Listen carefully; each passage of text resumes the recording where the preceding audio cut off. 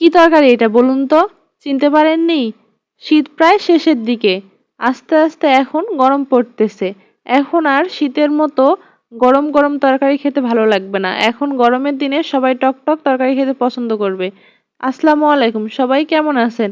আজকে আমি চলে আসলাম টমেটোর খাটা রেসিপি নিয়ে। শীত প্রায় শেষ, গরমের দিকে শুরু হয়ে গেছে। তাই আমি ভাবলাম টমেটোগুলো নষ্ট না করে টমেটোর আজকে খাটা তৈরি করি। তাই প্রথমে টমেটোগুলো আমি ধুয়ে ভালোভাবে পরিষ্কার করে কেটে নিয়েছি। কেটে নেওয়া হয়ে গেলে টমেটোগুলো আমি পাতিলের মাঝে দিয়ে পরিমাণ মতো লবণ এবং হলুদ গুঁড়ো দিয়ে ১ গ্লাস পরিমাণ পানি দিব। পানিটা একটু বেশিই দিব সিদ্ধ হওয়ার জন্য। দিয়ে ১০ থেকে ১৫ মিনিটের জন্য চুলা আঁচ করে নিব। ১৫ মিনিট হওয়ার পর আমি দেখতেই পাচ্ছি এখানে টমেটোগুলো সিদ্ধ হয়ে এসেছে। তাই এগুলোকে ঝটপট নামিয়ে একটা বাটির মধ্যে আমি এগুলো বের করে নিব। এখানে প্রথমে আমি একটা ছাঁকুনি দিয়ে দিলাম। এরপর টমেটো সিদ্ধগুলো দিয়ে ভালোভাবে, যেহেতু গরম ছিল হাত দেওয়া এখানে সম্ভব ছিল না, এজন্য একটা চামচ দিয়ে আমি ড্যাব ড্যাব করে নিচ্ছিলাম। তো এর মাঝ দিয়ে টমেটোগুলো আমার পড়ে যাচ্ছিল। যাই হোক, তারপর ভালোভাবে এগুলো করে নেওয়ার পর দেখতেছি অনেক আঁশ হয়ে আছে, তাই আমি এর মধ্যে দিয়ে দিলাম পানি। পানি দিয়ে ভালোভাবে আমি টমেটোগুলোকে বের করে নিলাম। তারপরে দেখতেছি খানিকটা টমেটো রয়ে গেছে, থাক ওগুলো আমি আর নিব না। এখন আমি টমেটোর গুলা দেখতেছি খুব পানি পানি হয়েছে, এজন্য একটু টমেটোর আঁশগুলা এর মধ্যে দিয়ে দিলাম যাতে একটু ধরধরে এবং খেতে ভালো লাগে। এরপর একটি পাতিল নিয়ে নিয়েছি, এর মধ্যে দিয়েছি পেঁয়াজ কুচি। তেল গরম হওয়ার পর একটু যখন গরম হয়ে আসবে এর মধ্যে রসুন কুচি, কাঁচামরিচ কয়েকটা এবং শুকনা মরিচ কুচি এখানে দিয়ে দিয়েছি। তারপর আমি এগুলোকে ভালোভাবে জাল করে নেওয়ার পর আরেকটা তো জিনিস দেওয়ার কথা মনে নেই, এখানে আমি ৫ ফোড়ন দিয়ে নিয়েছি।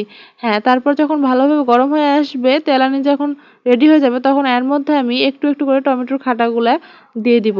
তো আস্তে আস্তে আমি দিচ্ছি, একবারে এখন পুরাটা ঢেলে দিলাম। দিয়ে আমরা যতটুকু পরিমাণ পানি নিব, মানে খাটাটা রাখবো, অতটুকু পরিমাণ আমি এখানে আবারও ১ মগ পানি দিয়ে দিলাম এবং পরিমাণ মতো লবণ দিয়ে দিলাম।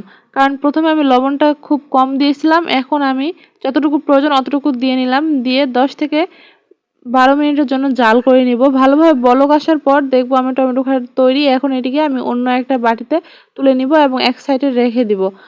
আর আমি আজকে আরও রান্না করেছিলাম আলুর ভর্তা। টমেটোর খাটা কি শুধু একা একা খাওয়া যায়? এর সঙ্গে তো আলুর ভর্তা অবশ্যই জরুরি।